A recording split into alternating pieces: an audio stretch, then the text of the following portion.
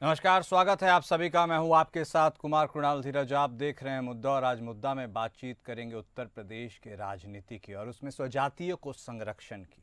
जी हाँ, उत्तर प्रदेश के पूर्व मुख्यमंत्री और सपा सुप्रीमो अखिलेश यादव ने वाराणसी के एक सपा कार्यकर्ता और पार्टी के राज्यसभा सदस्य रामजी लाल सुमन पर हमले का मुद्दा उठाते हुए संकेतों में मुख्यमंत्री योगी आदित्यनाथ पर स्वजातीय आरोपों को संरक्षण देने का आरोप लगाया है। अखिलेश यादव ने सरकार पर निशाना साधा और संकेतों में मुख्यमंत्री योगी आदित्यनाथ की क्षत्रिय जाति के लोगों को सत्ता सजातीय की उपमा देते हुए सरकार पर उन्हें संरक्षण देने का आरोप लगाया है।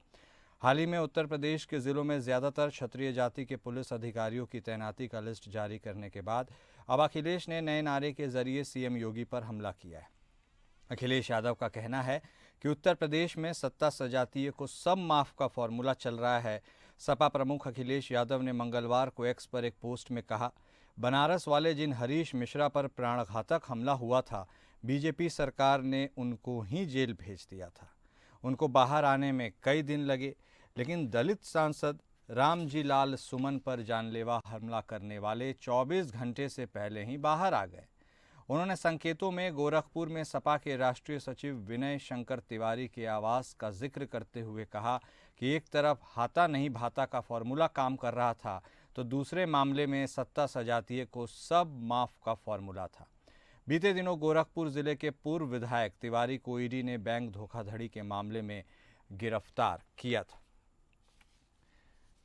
तो उत्तर प्रदेश के पूर्व मुख्यमंत्री अखिलेश यादव ने इसी बहाने सीएम योगी पर निशाना साधा है। और क्या क्षत्रिय जाति के लोगों को सत्ता में संरक्षण मिल रहा है, ये बड़ा सवाल है जिस पर आज हम चर्चा करेंगे। हमारे साथ हमारे खास मेहमान जुड़ चुके हैं। हमारे साथ भारतीय जनता पार्टी के तरफ से बतौर प्रवक्ता शांत प्रकाश जाटव साहब जुड़ चुके हैं। समाजवादी पार्टी के तरफ से बतौर प्रवक्ता पूजा मिश्रा जी भी हमारे साथ जुड़ चुकी हैं। आप दोनों खास मेहमान का स्वागत है। आरोप लगा रहे हैं समाजवादी पार्टी के ही सुप्रीमो, तो सबसे पहले रुख समाजवादी पार्टी के ही प्रवक्ता का करेंगे। पूजा जी, अब देखिए, एक बात होती है, कभी कभी ये बात भले ही लोग माने या ना माने, लेकिन ज़मीन पर होता है कि जो जिस जाति का होता है, और भारत में खूब होता है, वह अपने जाति के लोगों का साथ देता है। हालांकि कोई इसे स्वीकार नहीं करता है, अपने अपने सबके विचार होते हैं।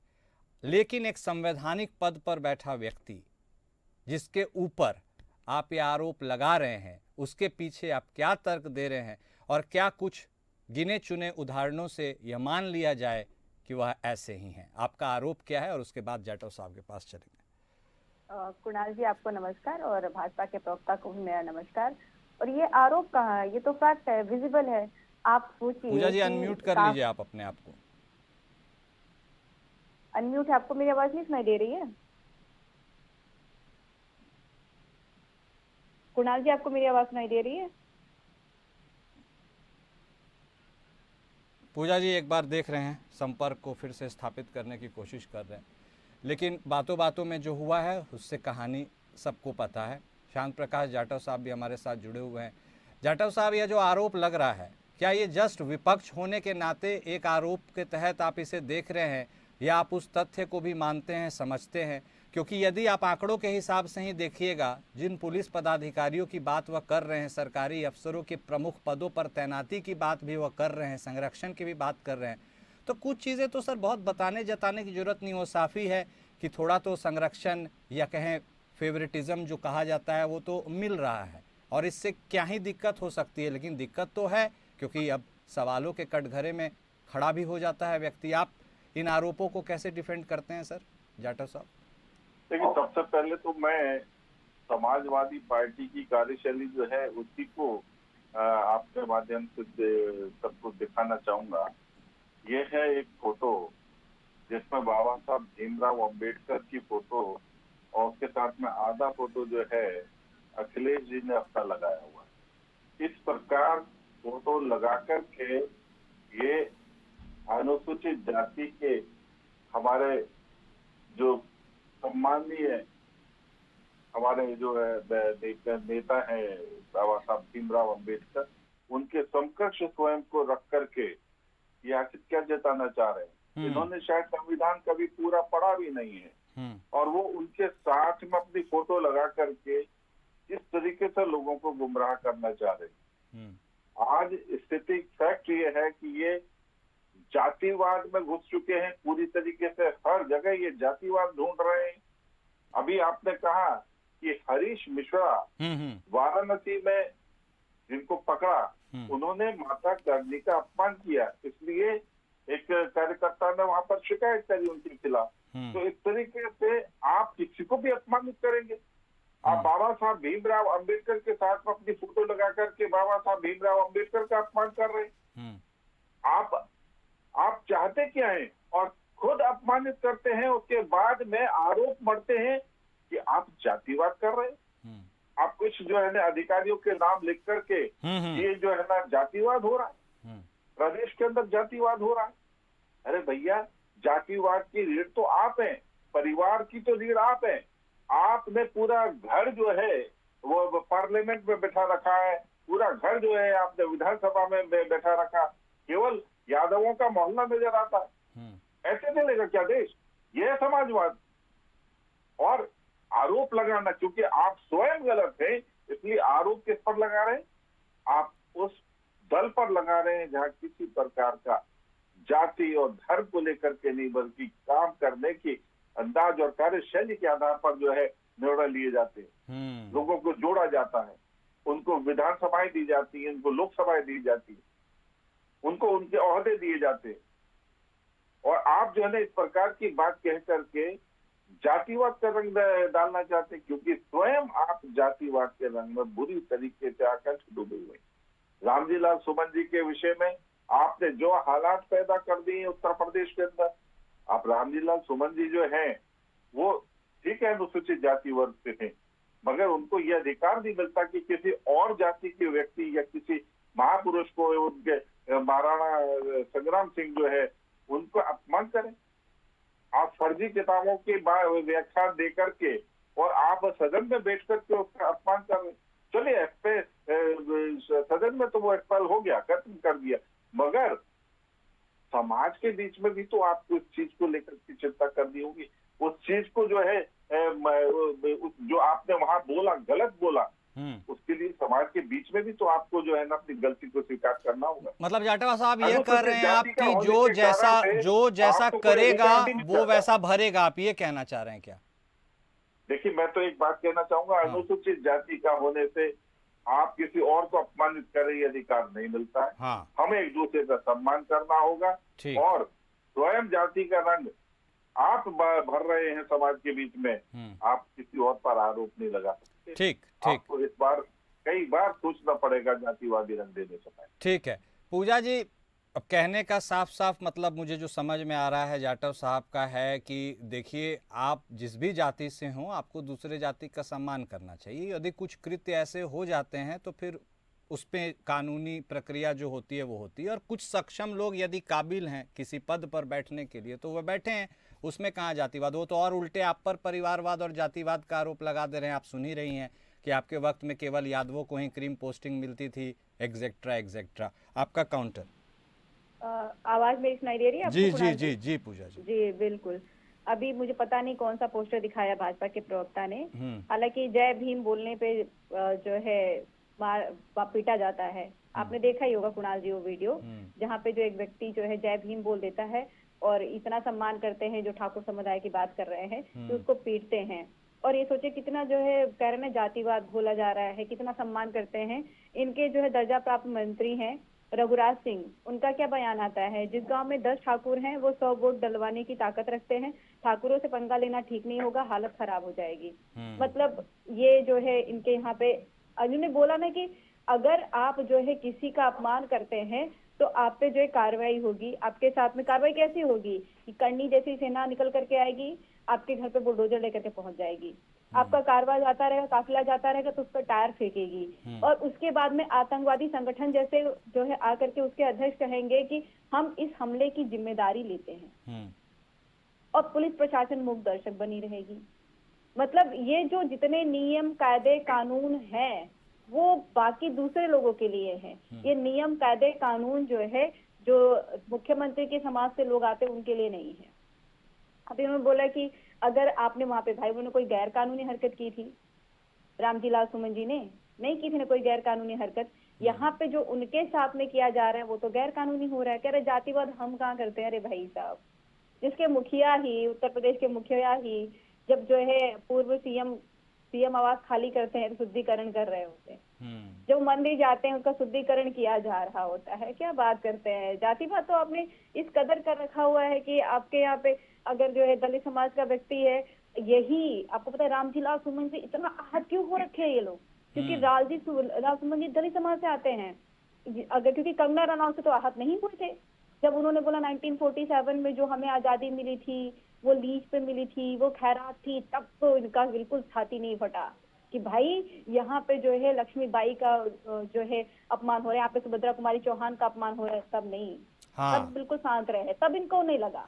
ये क्योंकि रामजी लाल सुमन है इसलिए इनका जो है आहत हो रखे हुए हैं। अगर यहीं पे निकल कर चले जाए, क्या इनको क्या लगता है कि जो महापुरुष हैं उनको बड़ा सम्मान दे रहे हैं? ये बुलडोजर लेकर के किसी घर पे चले जा रहे हैं, किसी दलित व्यक्ति को जो है पीट करके जो है घायल कर दे रहे हैं, उसको मार डाल रहे हैं, उससे बड़ा जो है महापुरुषों का सम्मान होता चला जा रहा है। क्या महापुरुषों को बड़ा अच्छा लग रहा है कि आप जो है संविधान विरोधी गतिविधि कर रहे हैं, गैर कानूनी हरकतें कर रहे हैं? ये उनको अच्छा लग रहा होगा, उनके आप में बड़ा तृप्ति मिल रही है, अरे मेरी जो है पुत्र बड़ा अच्छा काम कर रहे हैं, जा करके पीट रहे हैं, मारे। जिस देश के लिए कह रहे हैं ना कि जिसने देश के लिए योगदान दिया, जिस देश के लिए योगदान दिया, वो देश जब बन गया हुआ, उसका संविधान बना हुआ है, उसके अगेंस्ट आप कार्य कर रहे हैं, उससे जो सहमत नहीं हो रहा है। इनका सिर्फ और सिर्फ जो है ये दिखाना होता है कि नहीं हम जो है आते हैं सजाती से। हालांकि कहते हैं महंतों की जाति नहीं होती, पर हमारे मुख्यमंत्री जी ने न जाने कितनी बार मंचों से खुल करके अपनी जाति बताई। नहीं, ठीक है, ये इंडिकेटर जो आपने दिया है ये इम्पोर्टेंट है, इस पर चर्चा भी हम जरूर करेंगे।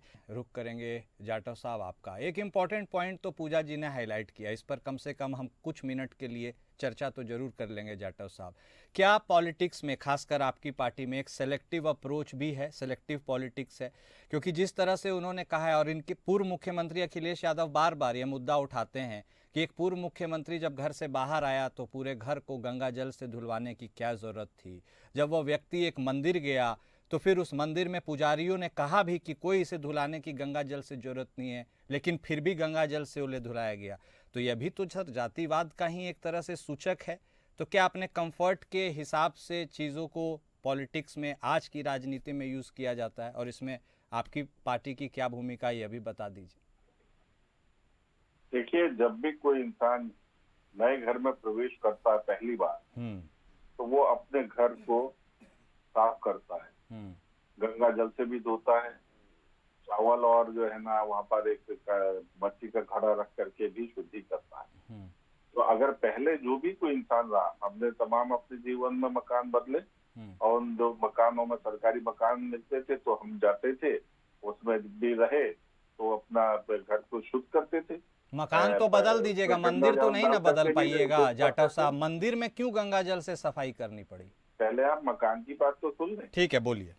तो क्या मकान को साफ करना कि भाई पहले वाला जो था वो अब किसी अमुक जाति से था या अमुक जो है ना धर्म से था? नहीं, ये हमारे संस्कारों में। आप जो है जब भी नए घर में प्रवेश करते हैं, क्या आप अपने ऑफिस में प्रवेश करते हैं तो ऑफिस स्पेस को क्या शुद्ध नहीं करते? बल्कि वर्ष में जो है ना जब भी कोई तीज त्योहार आता तब भी हम गंगा जल डाल करके अपने घर को और ऑफिस परिसर को हम शुद्ध करते। ये तो परंपरा है, इसको जातिवाद से क्यों जोड़ना भैया? और इसी तरीके से मंदिर में भी, मंदिर है, गुरुद्वारा है, यहाँ तक कि मस्जिद भी है, उनको भी रोज साफ किया जाता है, धोया जाता है। वो जाति के कारण से नहीं, ये एक परंपरा है। मंदिर परिसर को, मस्जिद परिसर को, गुरुद्वारा परिसर को धो करके साफ किया जाता है। इस पर जातिवाद का क्या मतलब है? और तुम हो कौन सी जाति से? अनुसूचित जाति से तो हो नहीं, ओबीसी, सो कॉल्ड ओबीसी है। और मैं समझता हूँ सबसे ज्यादा उत्तर प्रदेश में धनाढ्य जाति, धनाढ्य हैं आप तो अपमान कर रहे हैं इनका, आपको जवाब देना पड़ेगा इनका। आप इनके समकक्ष खड़े होकर के अनुसूचित जाति का अपमान कर रहे हैं, बाबा साहब भीमराव अम्बेडकर का अपमान कर रहे हैं। आपको जवाब इसका देना पड़ेगा। आप अपने आप को इनसे ऊपर समझ रहे हैं। आप इस फोटो को इन्होंने वितरित कराया वहां पर, जब वो लोग अपने घरों में लगाएंगे तो इसके पर पुष्प अर्चन भी करेंगे, हैं, मोमबत्ती और अगरबत्ती भी जलाएंगे। आप उसके समकक्ष अपने आप को खड़ा कर रहे हैं, ये है अपमान। तो बाबा साहब रामजी लाल सुमन के साथ जो हुआ वह इसलिए हुआ क्योंकि रामजी लाल सुमन के साथ जो हुआ वह इसलिए हुआ क्योंकि उनका नाम रामजी लाल सुमन है, या इसलिए हुआ क्योंकि वो समाजवादी पार्टी के सांसद है? रामजी लाल सुमन जी के साथ में जाति के कारण से नहीं, हाँ। उनका एक जाति को और एक देश के महान पुरुष को, हाँ। महान योद्धा का अपमान करने के लिए उनका अपमान करा जा रहा है, लोग उनका विरोध कर रहे हैं। और वो विरोध इसलिए भी है क्योंकि वो इस कृत्य को करने के बाद वो उस चीज के लिए खेद भी प्रकट नहीं कर रहे हैं। मैं समझता हूँ कि वो अपनी आयु का ख्याल रखते हुए और बुजुर्ग हैं और सब समाज के साथ में रहे, और जो बात मुंह से निकल गई है आप उसके लिए खेद प्रकट करें, इसमें क्या बुराई है? हमें एक दूसरे का सम्मान दे करके ही देश को आगे बढ़ाना है। मगर ये क्या कि आप जो है ना फर्जी किताब पढ़ करके और उसका आप जो है ना उसके आधार पर आप किसी को भी अपमानित करेंगे, ये अपमान करने का तो ये देश और ये हमारा संविधान जो है इजाजत नहीं देता। मैं तो आग्रह करूंगा रामजी लाल सुमन जी से कि इस प्रकार की घटनाओं पर अंकुश लगाए, बड़प्पन दिखाए, मेरे ही समाज से हैं, खेद व्यक्त कर दें, क्या समस्या है? ठीक है, सम्मान करेंगे तभी तो सम्मान बनेगा। ठीक ये है, इस प्रकार की घटनाओं पे रुकेंगे, सब लोग रुकेंगे। ठीक है। पूजा मिश्रा जी, किसी का मन आहत हो रहा है, ठीक है, तो वो लोग भी अपने आप को रोक पाएंगे। ठीक है। पूजा मिश्रा जी, अब दलील जाटव साहब ने दी है, इस दलील से आप कितना संतुष्ट है बता दीजिए। देखिए कुणाल जी, अगर उन्होंने कोई गैर संवैधानिक गतिविधि की होती, कोई जो है अपराध किया होता, तो मुझे लगता है कि बिल्कुल माफी मांगता। अपराध किया होता तो ये लोग जो जाकर के FIR दर्ज करा रहे होते, उनके ऊपर कानूनी कार्रवाई हो रही होती। आप ये देखिए कि यहाँ पे अपराध हो रहा है, उसको संरक्षण किस तरीके से दिया जा रहा है कि आप माफी मांग लीजिए। अभिव्यक्ति की आजादी है, उन्होंने चाहे गलत इतिहास पढ़ा, चाहे इतिहास को गलत इंटरप्रिटेट किया, कुणाल जी, उनकी वो जो उनकी मर्जी, उनको जैसे इंटरप्रिटेट किया उन्होंने जो है वैसे बोला। ये अभिव्यक्ति की आजादी है, उन्होंने कोई गैर संवैधानिक गतिविधि नहीं की। जो अभी उनके अगेंस्ट में हो रहा है वो तो क्राइम हो रहा है, और आप कह रहे हैं क्योंकि कोई क्राइम कर रहा है उग्र होकर के इसलिए आप माफी मांग लें, फिर तो जो है आगे चल करके ये चलन बन जाएगा कि भाई अब हम आपसे नाराज हैं इसलिए हम आप पे जो है अटैक करेंगे, आपको मारेंगे, पीटेंगे, आपके घर को तोड़ेंगे फोड़ेंगे, आपकी गाड़ियां तोड़ेंगे, तो आप माफी मांग लीजिए। ये किस तरीके का न्याय होने लग जाएगा कि अरे आप बड़प्पन दिखाइए। आप जो एक क्रिमिनल एक्ट चल रहे हैं वो कंट्रोल नहीं करेंगे, बड़प्पन दिखाए, अब फिर तो इस तरीके से चलेंगे, आपत्ति होगी वो जाकर के खुद ही अपना सॉर्ट आउट करेगा कि भाई हम इसको मारेंगे, हम इसके काफिले पे टायर फेंकेंगे, हम इसके बुलडोजर लेके फेंकेंगे, और फिर ये बैक फुट पे जाना चाहिए। वो कुणाल जी अगर उनको नहीं जाना है, हम कह रहे हो गलत इतिहास ही पढ़े हुए और उन्होंने या फिर गलत इंटरप्रिटेट ही किया हुआ है, अपराध तो किया नहीं है और उन्होंने अपनी बात को रखी हुई है। अगर अपराध किया हुआ है तो भी आप जाइए, देश में है, संविधान है, आपराधिक मुकदमा दर्ज कराइए, उसके जो है आगे बढ़िए, उन पे कार्रवाई हो। ये नहीं देता संविधान आजादी कि भाई बड़ा आपका जो है आहत हो रखा हुआ है, इसमें अब हम जो है संविधान को आहत करेंगे। पता नहीं, मुझे दिख नहीं रहा है कौन सी फोटो लेकर के किसने बांटी, कहाँ बांटी, हो सकता है आप ही ने की हो कि ये हमकस दिखाना चाह रहे हैं। अरे आपके प्रधानमंत्री जी खुद को जो है अजन्मा कह देते हैं, नॉन बायोलॉजिकल कह देते हैं, वो खुद को क्या दिखाना चाहते हैं? अभी पूरे सनातन लोगों का अपमान नहीं होता है? पूरे 140 करोड़ जनता का अपमान नहीं होता है क्या? उनकी आस्था का अपमान नहीं होता है? वो किसको किसके बराबर मानना चाह रहे हैं? अब एक बार कहते मानंदा ने बोला खुद मैं नॉन बायोलॉजिकल हूँ।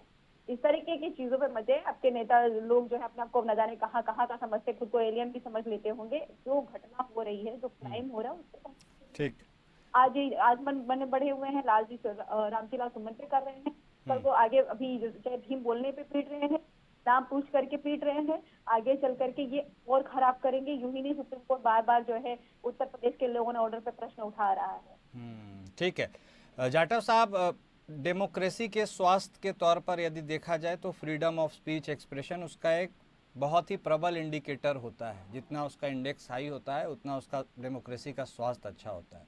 जिस ओर इशारा पूजा मिश्रा जी कर रही हैं, चलिए कुछ कह ही दिया उन्होंने, मान लीजिए सदन में कह दिया, तो कानून उससे अपने तरीके से निपटेगा या फिर उनसे निपटने के लिए लोग ही कानून को हाथ में ले लेंगे?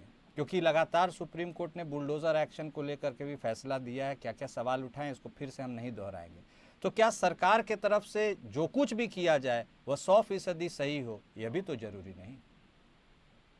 देखिए, जो लोग जिन्होंने रामलीला सुमन जी ने जो बात कही है उस पर जो लोग तीखी प्रतिक्रिया कर रहे हैं, बोल रहे हैं, उसके लिए तो मैं कुछ नहीं कहूंगा, मगर जिस प्रकार से उनके ऊपर हमला वगैरह करने की जो घटनाएं हैं उसकी तो मैं मजम्मत करता हूँ, क्योंकि किसी भी सूरत में इस प्रकार से कानून हाथ में नहीं लेना चाहिए।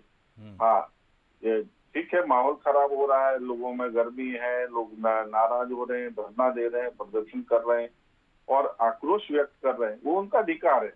मगर किसी के ऊपर हमला करना या किसी को हानि पहुंचाना, चोट पहुंचाना, ये ठीक नहीं है। इसको भी ध्यान में रखने की आवश्यकता है।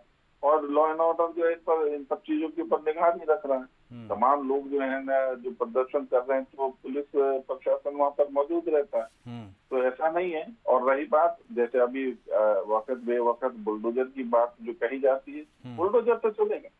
बुलडोजर के नाम पर आप किसी तरीके से ये कहें कि ये जो प्रशासन द्वारा गलत हो रहा है, ये तो आप चाहे कितना भी कहें, विपक्ष चाहे कितना कहे, जहां पर भी अवैध काम हो रहा है उसको बुलडोजर से तुरंत हटाया जाएगा और वो किसी सूरत में बख्शा नहीं जाएगा। तो बुलडोजर तो चलेगा, क्योंकि बुलडोजर अगर पहले से चलता रहता तो आज इस प्रकार की जो खरपतवार जगह जगह उग चुकी है और जो है ना क्षेत्रीय पार्टियों में वो तब्दील हो चुकी है, वो सब चीजें जो है अंकुश में रहे। तो फिर सर सुप्रीम कोर्ट के टिप्पणी और फैसले का क्या मतलब है? फिर जो अवैध चीजें उस पर चलाने के लिए सुप्रीम कोर्ट ने मना नहीं किया। क्या सुप्रीम कोर्ट ने ये कहा कि अवैध जगहों पर जो है ना आप बुलडोजर ना चलाएं? और उस फाइन लाइन का क्या कीजिएगा जाटव साहब? उस फाइन लाइन का क्या कीजिएगा जब वैध अवैध और अवैध वैध हो जाता है? उसके ऊपर भी तो सेंसिटाइजेशन का जरूरत है। हाँ, मैं वही बात बता रहा हूँ ना, जहाँ पर आपने अवैध निर्माण किया है, अवैध इंक्रोचमेंट किया है, वो तो सुप्रीम कोर्ट से पूछे बगैर ही हटाया जाएगा, क्योंकि सुप्रीम कोर्ट ने उसके लिए पूरी इजाजत दे रखी है। ठीक है, तो बुलडोजर तो चलेगा। ठीक है पूजा, ठीक है, सड़क पे इंक्रोचमेंट है, तो हटे। ओके जाटव साहब। पूजा मिश्रा जी, क्लोजिंग कमेंट आपसे भी। सब कुछ कहने का मतलब है जाटव साहब का, सब कुछ कानून के दायरे में ही हो रहा है, तो जो कानून के दायरे में हो रहा है उसमें फिर क्या ही आपत्ति, बताइए। अगर अभी बुलडोजर एक्शन की बात कर ले, अगर कानून के दायरे में हो रहा है तो अभी जो है 41 घर ऐसे थे जिनको भी रोक लग गई हुई है, जो कि 41 घरों पे चलना था बुलडोजर, जिसमें से लगभग 50% घर ऐसे थे जो प्रधानमंत्री आवास योजना के तहत बनाए गए हुए थे 2016-2017 में। तो या तो जो है वो कानून के अकॉर्डिंग नहीं था कि आपको पता नहीं चला तलाक की जमीन पे आप जो है जब पास करके घर बना रहे हैं, या तो ये कानून के अकॉर्डिंग नहीं है। एक बात होगी, अगर इनको लगता है सब कानून व्यवस्था के तहत चल रही है, तो जो राजीव सुमन जी के कारवा पे फेंका जाता है, टायर फेंकते हैं, वहां पे गाड़ियां क्षति विक्षत होती हैं, उसके बाद में उनकी गिरफ्तारी से पहले उनकी जमानत हो जाती है।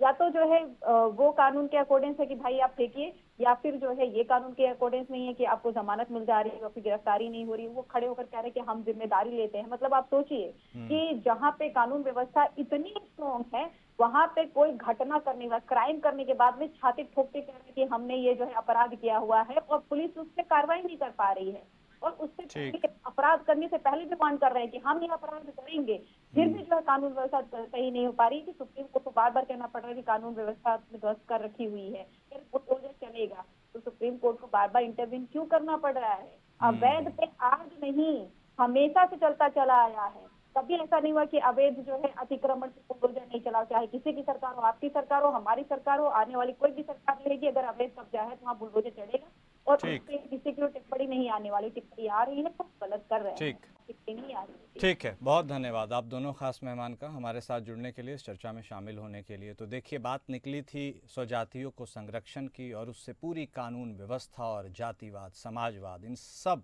को लेकर के ही चर्चा को आगे बढ़ाना पड़ जाता है, क्योंकि ये सब ये समाज के अभिन्न अंग हैं। लेकिन देखिए, जनता को जो पसंद है वही सत्ता पर भी रहता है। 2027 नज़दीक है, देखा जाए जनता इस बार फिर से किसे चुनती है। मुद्दा में बस इतना ही। नमस्कार।